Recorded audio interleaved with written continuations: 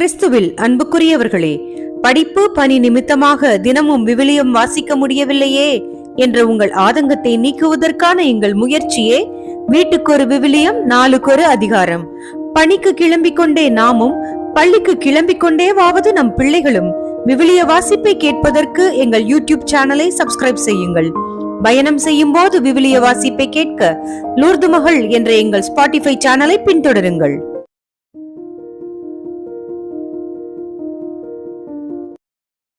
Mark நற்செய்தி அதிகாரம் 7. மூதாதையர் மரபு. ஒரு நாள் பரிசேயரும் எருசலேமிலிருந்து வந்திருந்த மறைநூல் அறிஞர் சிலரும் அவரிடம் வந்து கூடினர்.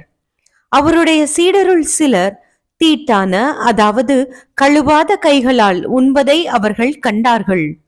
பரிசேயரும் என் யூதர் அனைவருமே தம் மூதாதையர் மரபை பின்பற்றி கைகளை முறைப்படி கழுவாமல் உண்பதில்லை. சந்தையிலிருந்து வாங்கியவற்றை கழுவிய பின்னரே உண்பர். அவ்வாறே கிண்ணங்கள், பரணிகள், செம்புகள் ஆகியவற்றை கழுவுதல் போன்று அவர்கள் கடைபிடிக்க வேண்டிய மரபுகள் இன்னும் பல இருந்தன. ஆகவே பரிசேயரும் மறைநூல் அறிஞரும் அவரை நோக்கி, உம் சீடர் மூதாதையர் மரபுப்படி நடவாமல் தீட்டான கைகளால் உணவு அருந்துவது ஏன் என்று கேட்டனர். அதற்கு அவர், வெளிவேடக்காரர்களாகிய உங்களை பற்றி ஏசாயா பொருத்தமாக இறைவாக்கு உரைத்திருக்கிறார். இம்மக்கள் உதட்டினால் என்னை போற்றுகின்றனர், இவர்கள் உள்ளமோ என்னை விட்டு வெகு தொலைவில் இருக்கிறது. மனித கட்டளைகளை கோட்பாடுகளாக கற்பிக்கின்றனர், இவர்கள் என்னை வழிபடுவது வீண் என்று அவர் எழுதியுள்ளார். நீங்கள் கடவுளின் கட்டளைகளை கைவிட்டு மனித மரபை பின்பற்றி வருகிறவர்கள் என்று அவர்களிடம் கூறினார். மேலும் அவர், உங்கள் மரபை நிலைநாட்ட கடவுளின் கட்டளைகளை வெகு திறமையாக புறக்கணித்து விட்டீர்கள். உன் தந்தையையோ தாயையோ மதித்து நட என்றும், தந்தையையோ தாயையோ சபிப்போர் கொல்லப்பட வேண்டும் என்றும் மோசே உரைத்திருக்கிறார் அல்லவா? ஆனால் ஒருவர் தம் தாயையோ தந்தையையோ பார்த்து, நான் உமக்கு தர கடமைப்பட்டிருக்கிறது கொர்பான் ஆயிற்று, அதாவது கடவுளுக்கு காணிக்கையாயிற்று என்றால், அதன் பின் அவர் தம் தாய் தந்தைக்கு எந்த உதவியும் செய்ய நீங்கள் அனுமதிப்பதில்லை. இவ்வாறு நீங்கள் பெற்றுக்கொண்ட மரபின் பொருட்டு கடவுளின் வார்த்தையை பயனற்றதாக்கி விடுகிறீர்கள். இதுபோல நீங்கள் பலவற்றை செய்கிறீர்கள் என்று அவர்களிடம் கூறினார். இயேசு மக்கள் கூட்டத்தை மீண்டும் தம்மிடம் வரவழைத்து அவர்களை நோக்கி, நான் சொல்வதை அனைவரும் கேட்டு புரிந்து கொள்ளுங்கள். வெளியே இருந்து மனிதருக்குள்ளே சென்று அவர்களை தீட்டுப்படுத்தக்கூடியது ஒன்றுமில்லை. மனிதருக்கு உள்ளே இருந்து வெளியே வருபவையே அவர்களை தீட்டுப்படுத்தும்.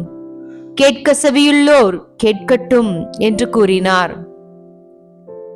அவர் மக்கள் கூட்டத்தை விட்டு வீட்டிற்குள் வந்தபோது அவருடைய சீடர் அவரிடம் இந்த உவமையை பற்றி கேட்க, அவர் அவர்களிடம், நீங்களுமா இந்த அளவுக்கு புரிந்து கொள்ளாமல் இருக்கிறீர்கள்? வெளியே இருந்து மனிதருக்குள்ளே செல்லும் எதுவும் அவர்களை தீட்டுப்படுத்த முடியாது என உங்களுக்கு தெரியாதா? ஏனெனில் அது அவர்களுடைய உள்ளத்தில் நுழையாமல் வயிற்றுக்குள் சென்று கழிப்பிடத்திற்கு போய்விடுகிறது என்றார். இவ்வாறு அவர் எல்லா உணவுப் பொருட்களும் தூயதெனவென்று குறிப்பிட்டார். மேலும் மனிதருக்கு உள்ளே இருந்து வருவதே அவர்களை தீட்டுப்படுத்தும்.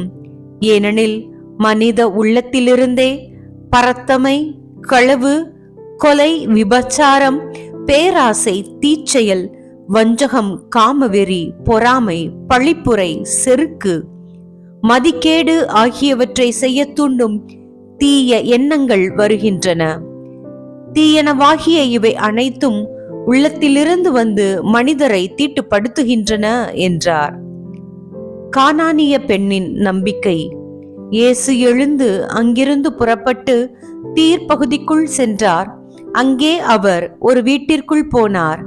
நாம் அங்கிருப்பது எவருக்கும் தெரியாதிருக்க வேண்டுமென்று விரும்பியும் அதை மறைக்க இயலவில்லை. உடனே பெண் ஒருவர் அவரை பற்றி கேள்விப்பட்டு உள்ளே வந்து அவர் காலில் விழுந்தார். அவருடைய மகளை தீய ஆவி பிடித்திருந்தது. அவர் ஒரு கிரேக்க பெண், சிறிய பெனிசிய இனத்தை சேர்ந்தவர். அவர் தன் மகளிடமிருந்து பேயை ஓட்டிவிடுமாறு அவரை வேண்டினார்.